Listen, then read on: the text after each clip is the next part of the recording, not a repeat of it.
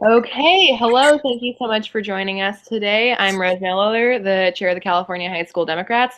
And with us today, we have Dr. Robert Gould, who was a pathologist at Kaiser Hospital in San Jose and is currently the director of health professional outreach and education for the UCSF program on reproductive health and the environment. He is the former president of Physicians for Social Responsibility and is currently a national board member of Physicians for Social Responsibility. So thank you so much for being with us today.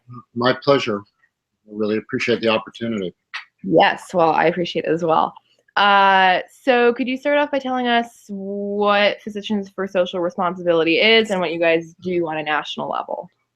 So we're an organization that was founded in the early 1960s because of the global threat at that time, which has persisted to this point, on the dangers of a nuclear war and how that would threaten the lives of hundreds of millions, if not billions of people, particularly at a time of great danger throughout what we now refer to as the Cold War after World War II, when it was the United States was locked into major conflict with the then Soviet Union, China, and other countries we perceived as enemies. But from the start of the end of World War II, the world has been greatly threatened by the presence of, at its peak, over 60 to 70,000 nuclear warheads, which threaten the lives of everybody on the planet if there would be an exchange, particularly between the large nuclear superpowers.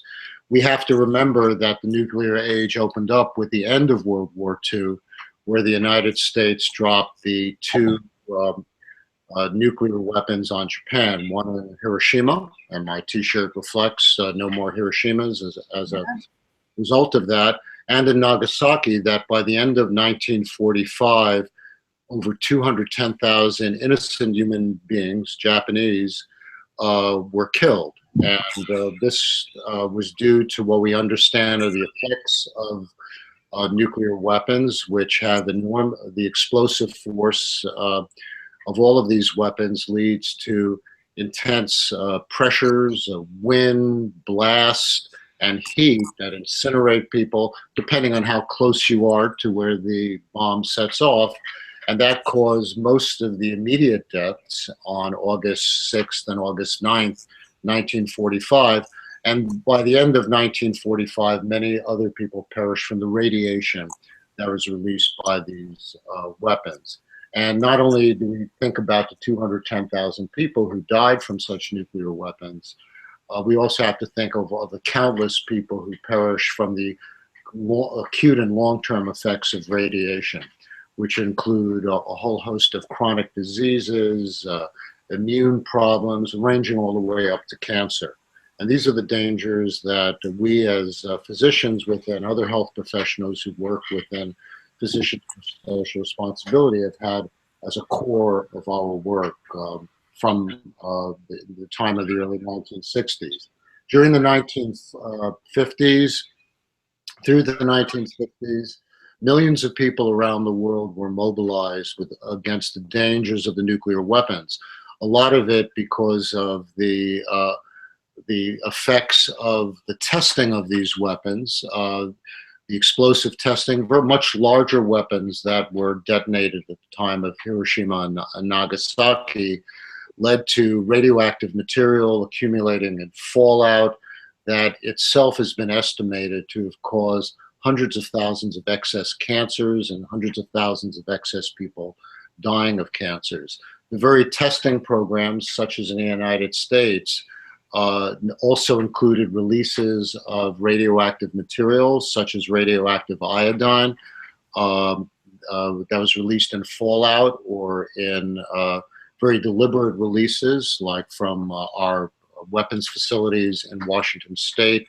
And the National Cancer Institute over 20 years ago estimated that anywhere from 12,000 to 212,000 excess cases of thyroid cancers resulted from those releases as well. And that was because the radioactive fallout fell into the grass, and cows ate the grass, and the radioactive iodine accumulates in the thyroid from people drinking the milk that was so contaminated, and then they develop these thyroid cancers. And these are also issues that result not only from nuclear weapons detonation, but also from nuclear accidents such as Fukushima, where we have begun to see an apparent increase in thyroid cancers, probably attributable to those releases as well, and also, of course, in Chernobyl, in the horrible meltdown that took place in 1986.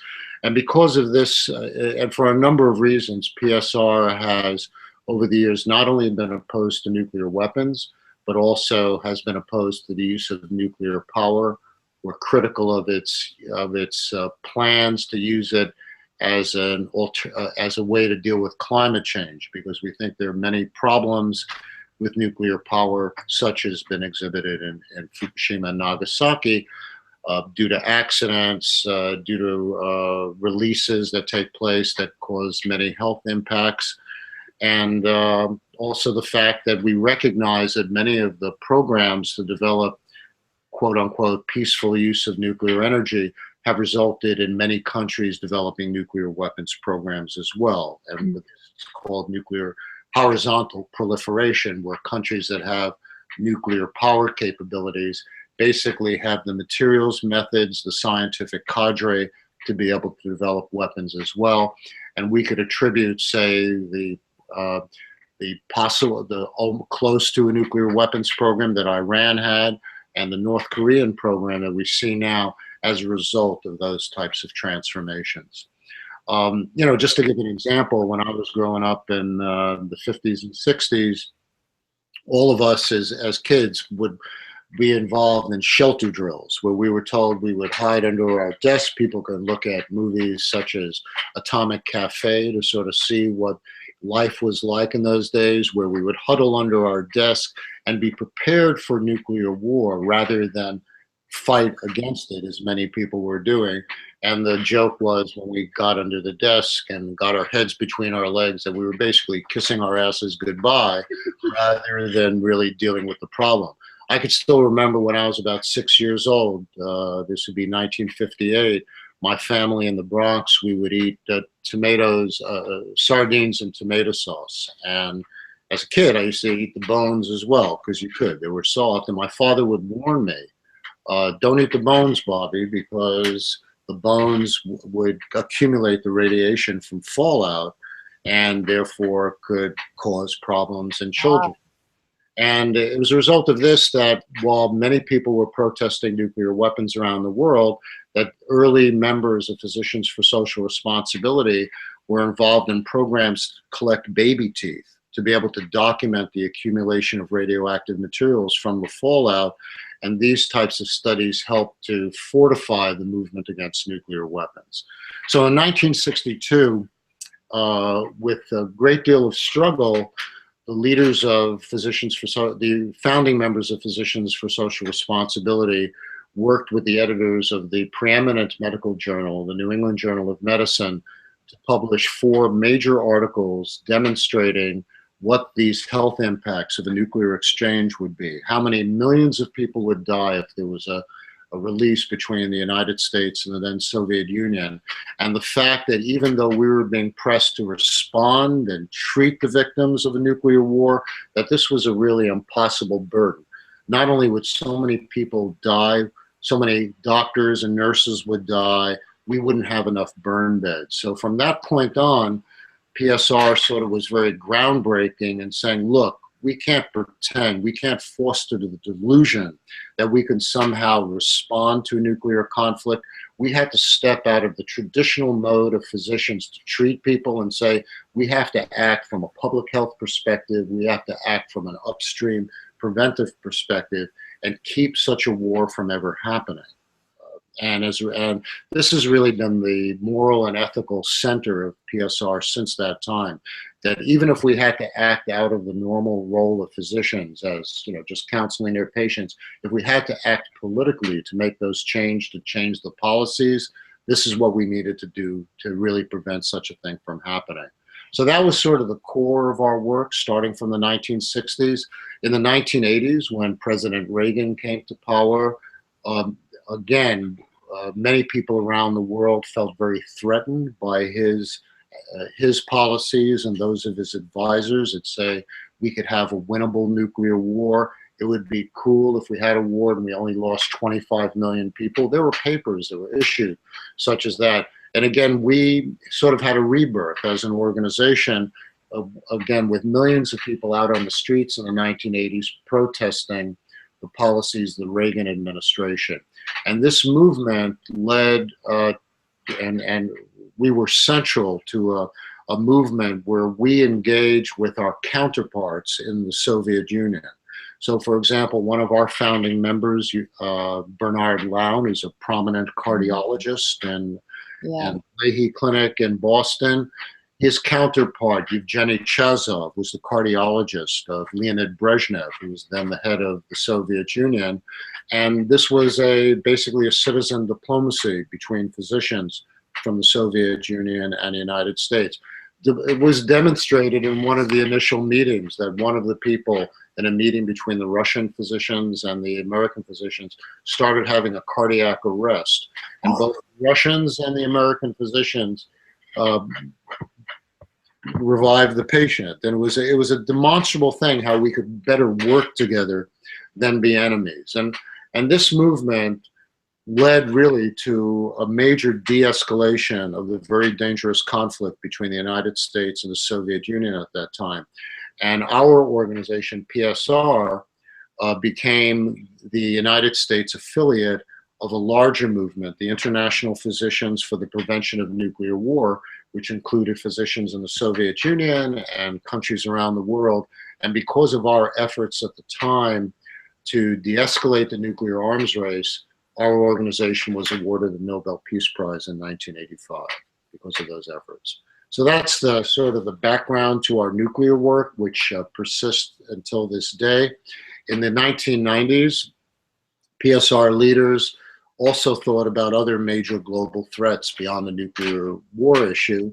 And from the early 1990s, we became involved in much broader environmental health issues, starting with climate change, also working on environmental toxics, pesticides, and a whole range of environmental health issues, which we work on to this date.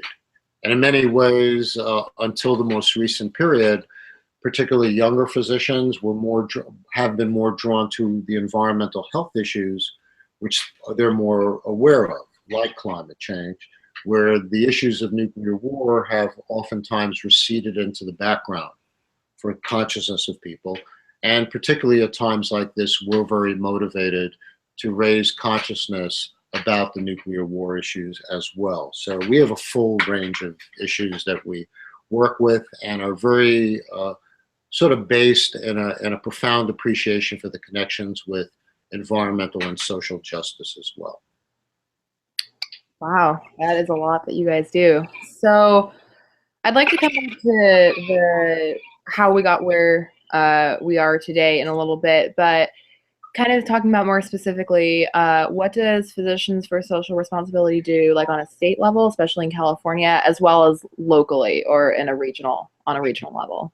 So again, we have our national programs that I sort of gave probably too long-winded a response to, but each state has its own realities in terms of the people and the politics. But so, for example, while I've been on the national board of PSR since 1993, I've been president of the local chapter since 1989, and our local chapter now has a membership of, some combination of our regular members and our e-members, maybe about 3,000 or so health professionals locally.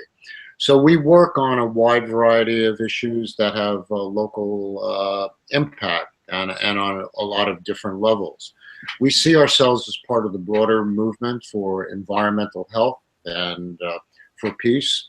But here in California, our nuclear weapons work, for example, has for many years been in partnership with local anti-nuclear groups, predominantly Western States Legal Foundation here in which has been led by people like Jackie Cabasso, who's also a leader of United for Peace and Justice, and Marilia Kelly, who heads the grassroots organization Livermore Citizens Communities Against a Radioactive Environment.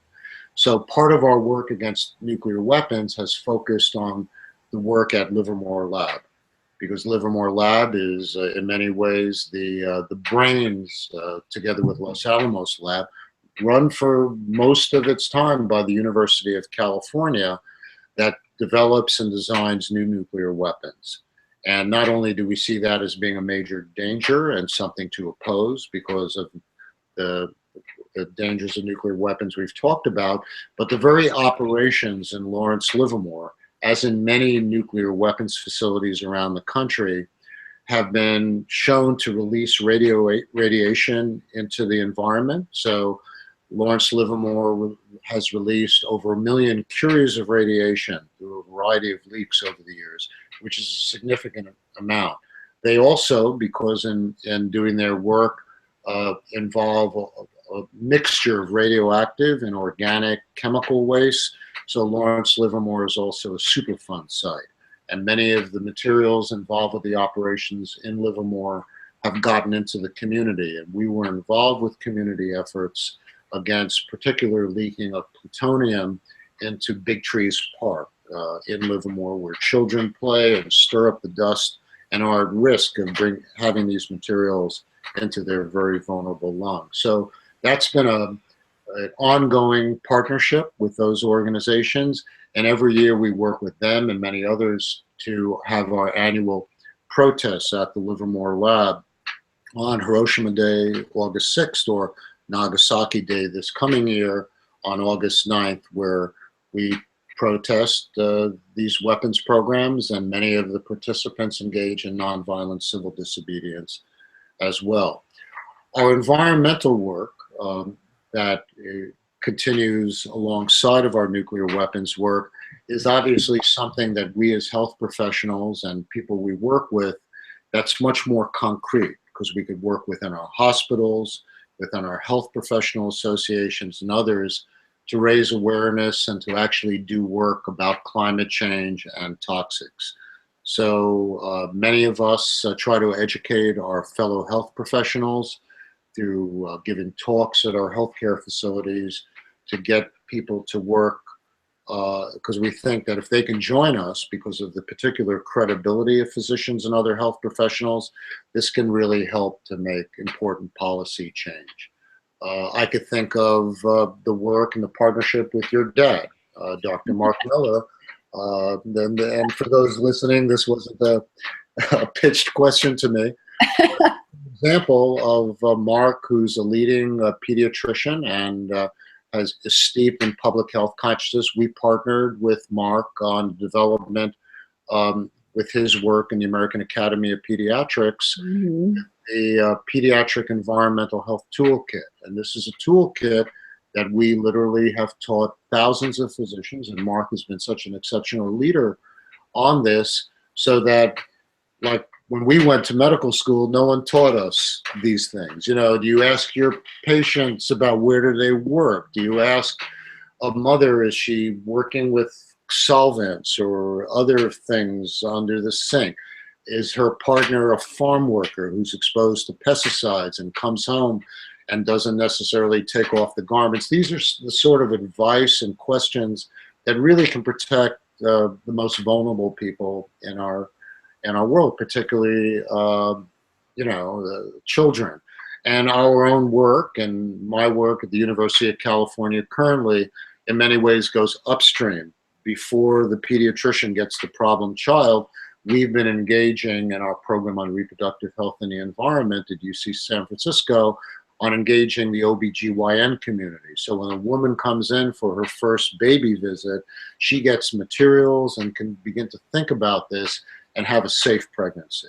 And so these are some of the things that we do to engage in a very direct way with other health professionals, so they're asking the right questions and they're involved in policy.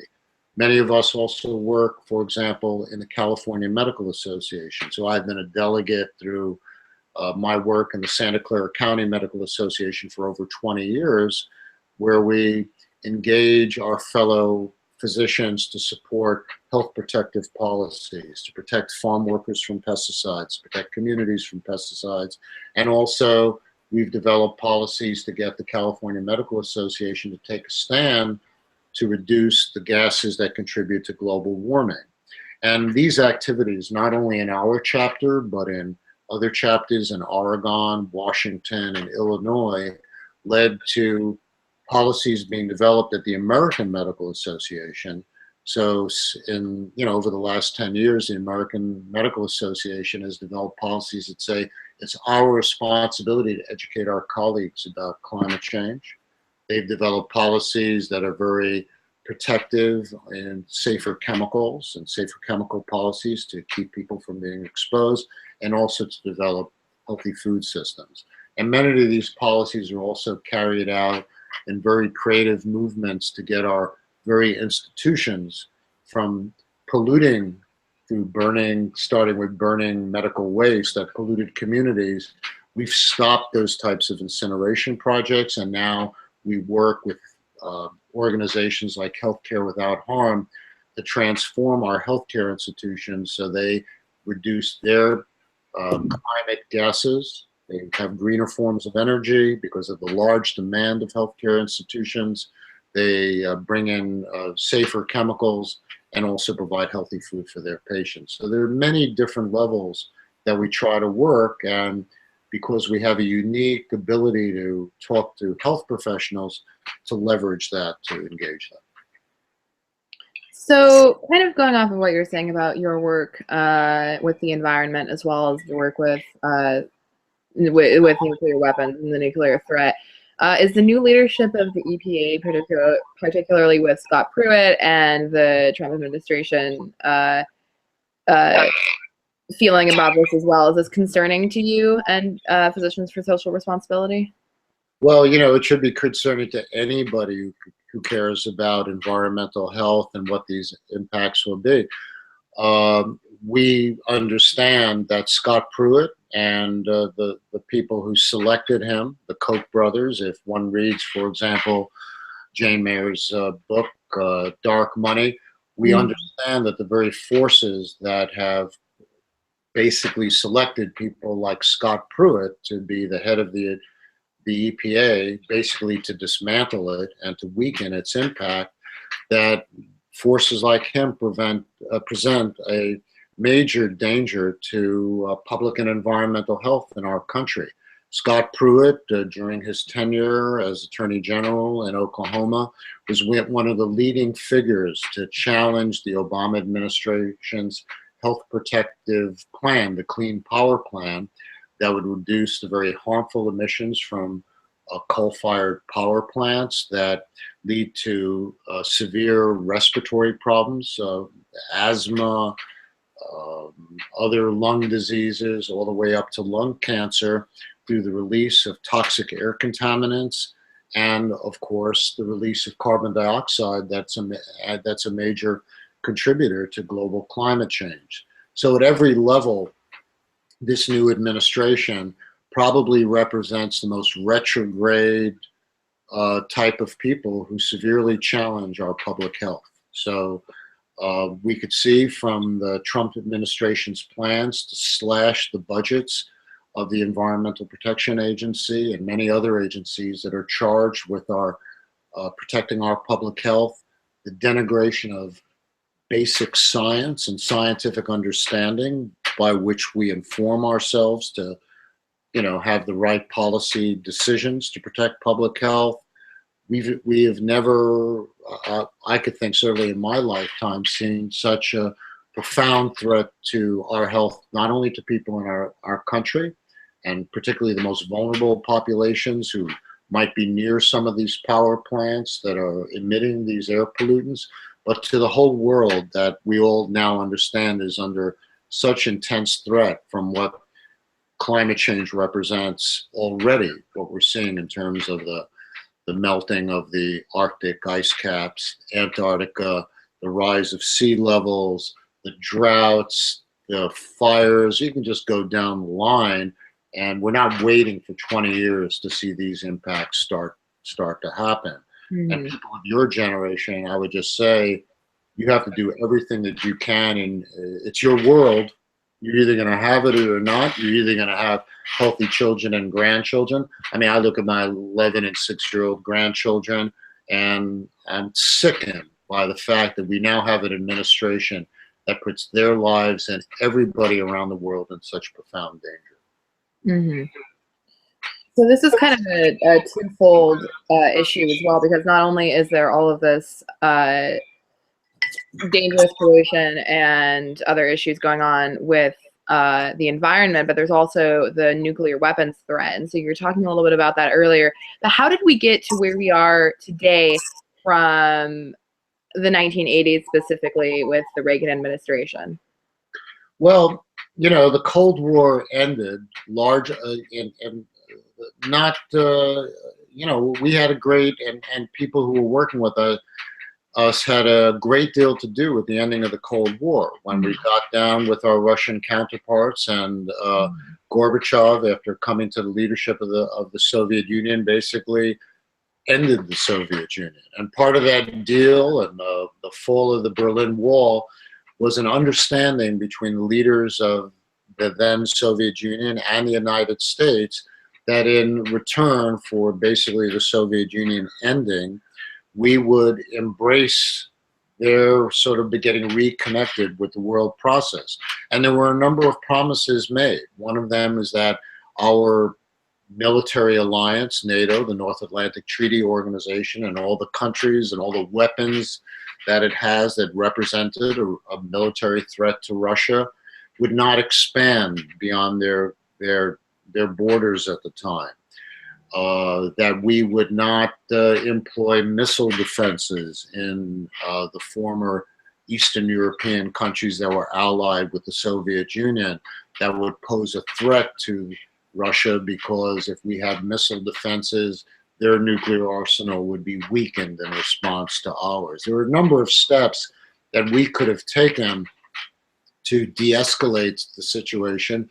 But from the Russian experience, and I was last there in June, much of what, if you will, that Russians that I know and people we talk to, they wanted to say, why aren't we treated like a normal country? Why aren't we welcomed? And why do we still have these major military alliances that are arming themselves to the teeth? So a lot of what we did in the United States and among our Western allies, in my view, did everything to sort of push the Russians to a more aggressive posture.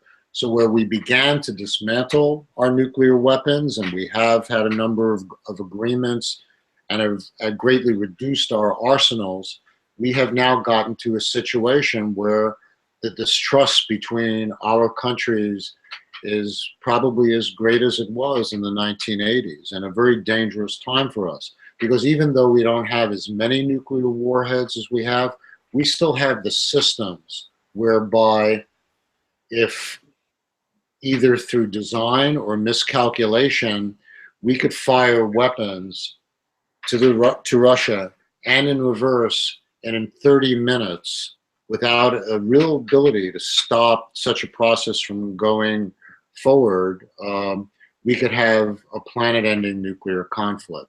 And this is not just theoretical, because I would refer folks in the audience to the excellent book Command and Control by Eric Schlosser, which came out about 2 years ago, and a movie this year of the same, which documents how often we came so close to having a nuclear conflict because the systems are such that, you know, you might think someone's attacking you, but it's actually a flock of geese that is, you know, sending the wrong signal, and we're primed. Is it an attack or not? We have a few minutes, we could send the weapons across. And in 1995, for example, and we had another article in the New England Journal in 1998 about this, we used Department of Energy and Department of Defense data to say, what would happen if one Russian nuclear sub, which contains, say, 18 separate missiles each with separate nuclear warheads that could each go to different cities in the United States. What if the commander of the sub said, there's an attack, fire off your missiles, or if a terrorist took over the submarine?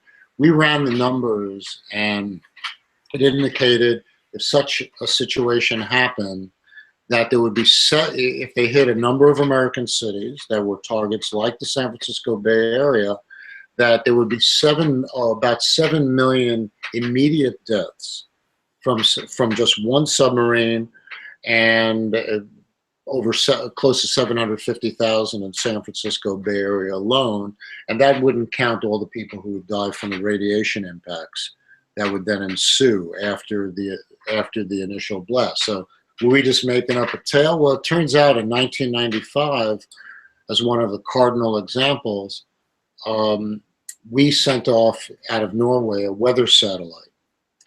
And the Russians mistook this for an incoming attack.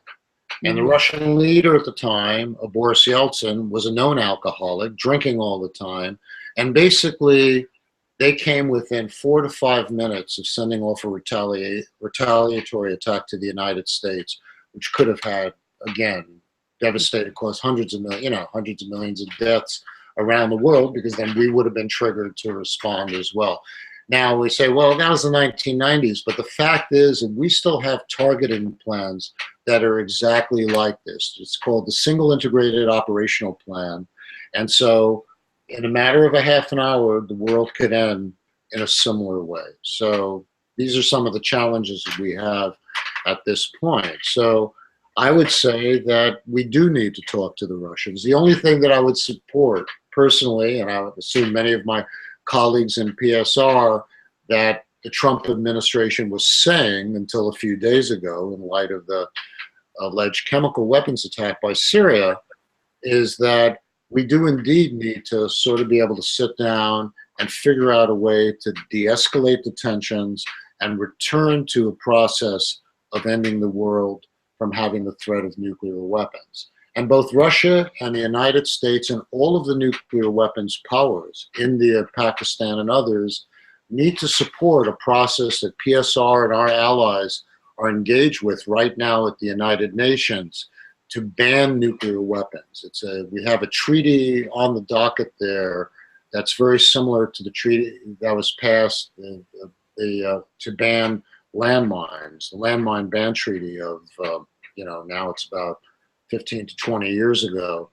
Unfortunately, the United States, Russia, China, India, Pakistan, all these countries oppose moving in this direction.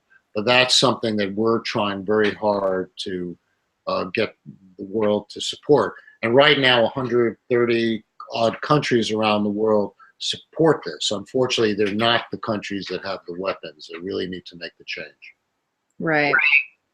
So could you expound on similar threats or lack thereof that we may be facing with the Syria conflict, particularly the steps that the Trump administration has been taking in the last week, and the tensions with North Korea? Sure. Well, in terms of Syria, this is part of the complications of the conflicts between the large superpowers, where, Syria is in many ways a client state of Russia, just as we have many client states around the world. Russia has, I think, maybe 2 naval bases, one of them in Syria and Latakia, so it has geopolitical interests and alliance with Syria. We, on the other hand, in the United States, have scores of bases around the world and much more global reach than Russia. And it's been said, and I would refer to really, I think, get to the background of Syria, I would refer people to an excellent presentation by Phyllis Bennis of the Institute for Policy Studies that I could provide a link for. That was a talk that she gave to a number of peace activists back in November, well before the current juncture, but at a time where, actually it was a little earlier than that, where there was a chance for having a truce and sort of cooling out the situation. But I mean, to give a little background on Syria, And it's interesting because it interacts with our issues of climate change, because Syria, like many countries around the world, has experienced droughts and water shortages due to the impacts of climate change. And because of this, there was scarcity of food and water in the countryside. Many people went into the cities of Syria, and this led to pressures against the Syrian government. So when people were initially protesting against the Syrian government, that is a dictatorial government, then I also want to point out to folks, or underscore, that we didn't have problems. The United States did not have problems with Syria, say, at the early part of the Bush administration, where we would send people to Syria to be tortured as part of our rendition process. So when the Syrians were accepting our prisoners from Afghanistan and Iraq for torture, that was very cool. So we should understand our own piece of this as well. But with these protests against the Syrian government by people who, particularly in the wake of the Arab Spring, were yearning for democracy, the Assad regime responded with brutality to this. But what has happened, and what Phyllis Bennis pointed out in her very astute presentation, is that although this started out as a democratic protest against the dictatorial Assad regime, soon all of the various countries with interests in the Middle East, which is largely about oil and control of oil in this area, began to get involved. So people have said there's like 11 simultaneous wars going on in Syria that are being fought to the last Syrian, with very little agency by Syrians at this point. So you have the rise of fundamentalists like ISIS that are involved. You have involvement, of course, of the Russians, the United States, Iran, the Lebanese, all fighting out these wars where the Syrian people themselves have been the real victims of this and have had very little ability to change. So it's really hard at this point to know, how do you stop this? I mean, hundreds of thousands of people have been killed in Syria. We know that those who've been lucky enough to escape the carnage are fleeing to Europe and populating the refugee crisis that's engulfing Western Europe at this time. So that's really the initiation of it. And unless the United States and Russia, those countries that are really in many ways controlling the situation, can prevail on our allies like the Saudis, who are pumping arms from the United States into the situation, supporting some of the radical jihadist elements as well, we're not going to get an end to this. And we really need to have a truce and stop the conflict and begin to address the problem. It's not going to be a magic bullet, and it's certainly not going to be helped by sending more Tomahawk missiles into the area and supporting this type of carnage. So I don't have a great answer, because once these conflicts start off, they're very hard to call back. What I would say, and is very key in this, and certainly connected to climate change, is that as long as our global economy is in many ways hooked into pumping oil in the Middle East, and in return for that, the petrodollars that are generated by US and other arms that fuel these conflicts, you're going to continue to have wars such as this.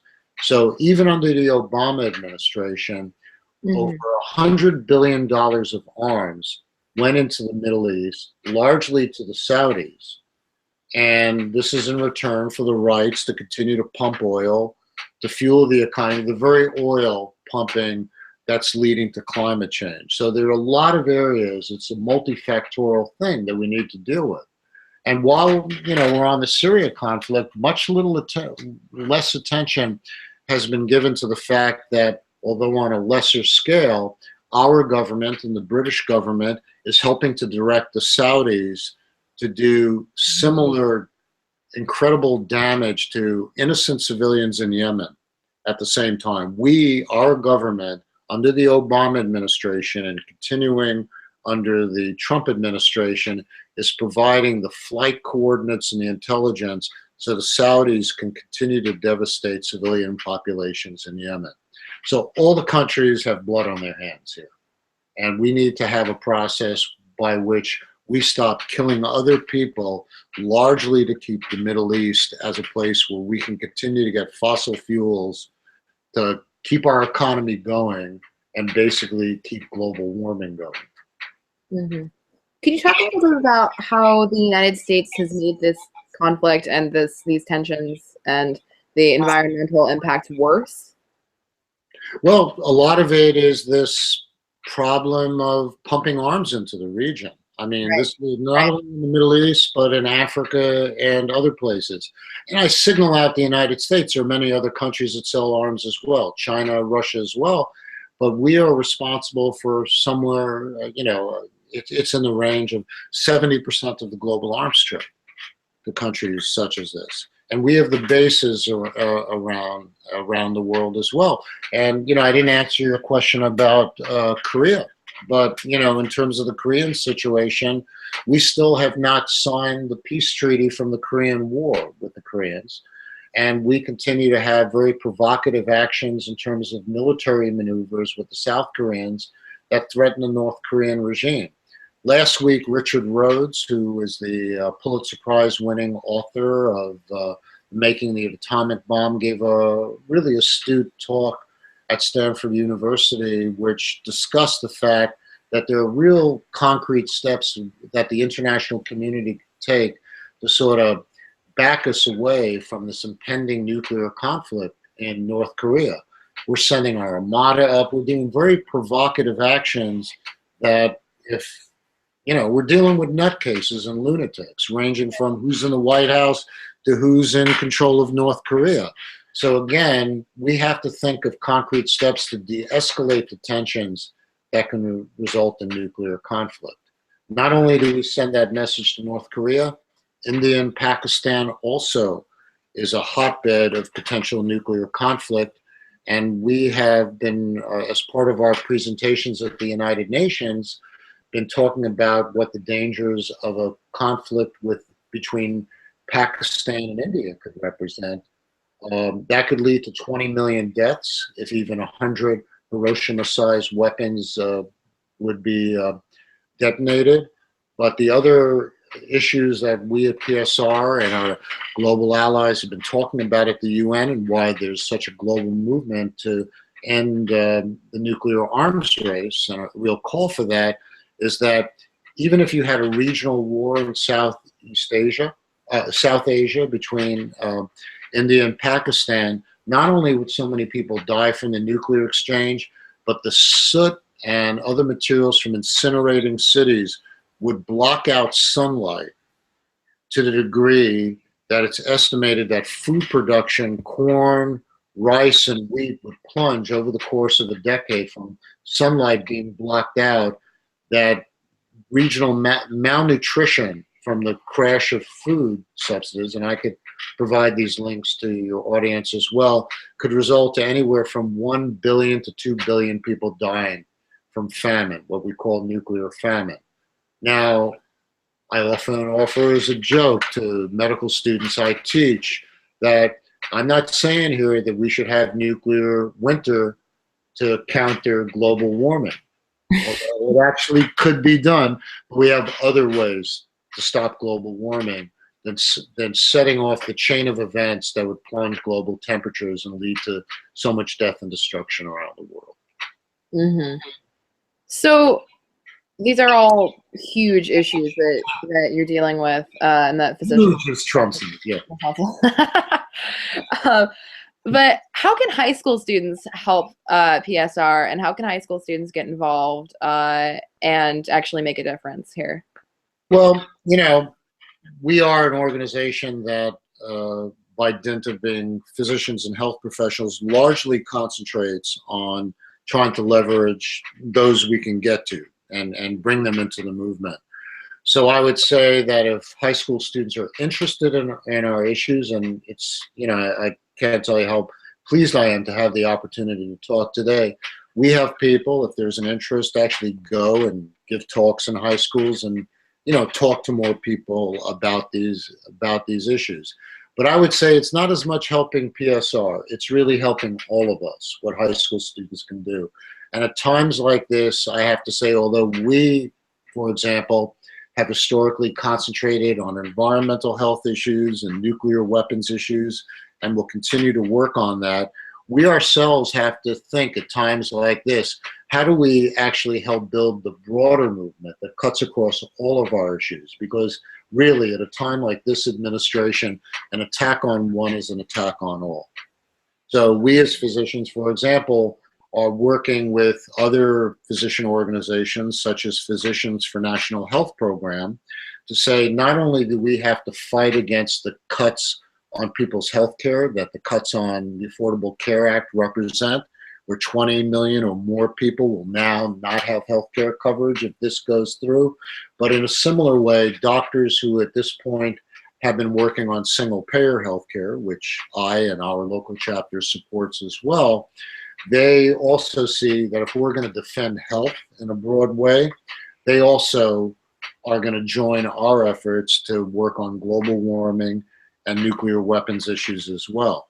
But I think, you know, when I think back to my own youth and people being mobilized in the 60s and the 1980s, the major thing that high school students need to do, and it's happening, so I'm not talking necessarily people who are reluctant, you got to get out on the streets. You know, you got to protest. I mean, we know now that it made such a difference that people were protesting in the 1960s against the Vietnam War, that people were protesting in the 1980s against the threats of nuclear war at that time, that people, politicians start moving if people are out there on the streets and are angry. And that's just one avenue. We also have to be working to convince our politicians. We have to be making congressional visits to Democratic legislators as well as those across the aisle to have them understand that it's absolutely intolerable for them to conduct business as usual and to make all of our generations susceptible to the dangers of climate change and nuclear weapons. So if high school students want to get involved and to support the initiatives, and I have to salute Senator Feinstein's leadership and, for example, supporting the Markey-Liu bill that would take nuclear weapons off alert. So the situation that I was mentioning earlier about the dangers of somebody just pushing the button because they think there's an incoming attack, this legislation, which she's been a leader on, could make a difference in stopping that action-reaction sequence that in a half an hour can end the world. And we're hoping to also talk to the staff of Senator Harris and to have her join Senator Feinstein in showing leadership and supporting this type of legislation and being the people who within the congressional delegation who like there's no one as has demonstrated the leadership like Barbara Lee over the years since her lone opposition to getting involved in the wars in Afghanistan and Iraq. But this is where I would say the Democratic Party leadership, talking to young Democrats, really need to hear from you, that they need to be responsive not only to the sort of corporate donors who've been the characteristic, you know, influence within the Democratic Party, but they need to really be responsible to you and future generations in turning our world around. So I would say getting out on the streets. We have the March for Science next Saturday. 22nd.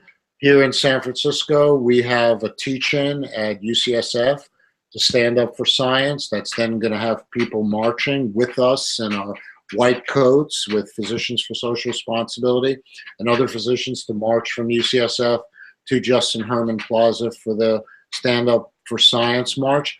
And on April 29th, the turnout to support the climate mobilization in Oakland and other places. If you can go to DC, that's cool. But here in California, get out on the streets and be part of a massive protest because people need to hear that.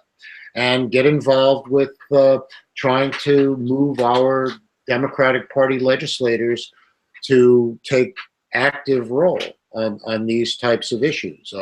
There are many people, and many of you may know, Progressive Democrats for America as well, are doing a lot to try to push the normal Democratic Party to more progressive positions on all of this. We need to get the money out of politics and have a party, in my view, that's more responsive to our basic needs, to defend people's health care, to defend the budgets that, pay for children's health, protect children from environmental hazards, and really do stuff on climate change. Here in California, we're fortunate because unlike the rest of the country, we do have, there are some problems, but Governor Brown, for example, has been supportive in large about moving forward on California's initiatives, such as Senator Pavley's legislation, Senate Bill 32, that commits California, unlike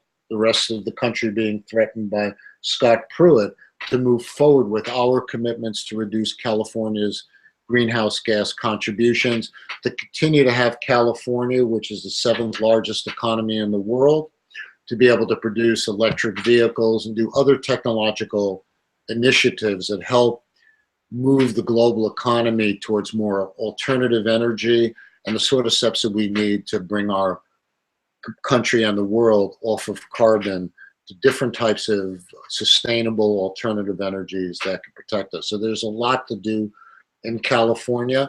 And if any of the people in your young Democrat group who want to work with us on this, we'd be glad to talk to them and to point them to the type of work, whether it be legislator education, getting out and demonstrating, having teach-ins at your own high schools about these issues. We'd be glad to help. And if we at PSR can't provide the speakers in all occasions for ourselves, we could help connect you with community organizations who are on the move. That's great. Well, there will be links provided in the description for the programs that you were discussing, as well as ways to get in contact with PSR if any of our listeners would like to do that. I think a teach-in would be fantastic. And if any of you go to the Science March, we'll be there. Yeah. So thank you so much for joining us. Thank you. Again, what a great opportunity. And if people have any questions that come up off of this, I'd be glad to answer them either by email or by phone, whatever works. But, we really want to encourage being out there and being vocal. I lost much of my family due to the Nazis in the 1930s. And I don't think I'm over-exaggerating in many ways. The forces that are now in control of our country make me think at the personal level, maybe people don't buy the analogy, but I feel, and many of our colleagues, that it's sort of like 1933. And when Hitler first came to power, I'm not saying Trump's Hitler, but we have forces in our country that are such an enemy to public health and such an enemy to our basic liberties that there can be nothing that I could say that would be a take-home point, that people really got to get active and really join together on all of our fronts. We have to protect immigrants who are getting rounded up. We have to protect the cutbacks of all across the board, basic health care, et cetera. These are struggles that I think we have to find ways to have creative linkages to have a progressive agenda for our country and help us lead the world on this as well. Yes. Thanks a lot, Rose, for giving Thank you so much. Me and just hope that we can have a strong movement that could save our planet. Me too.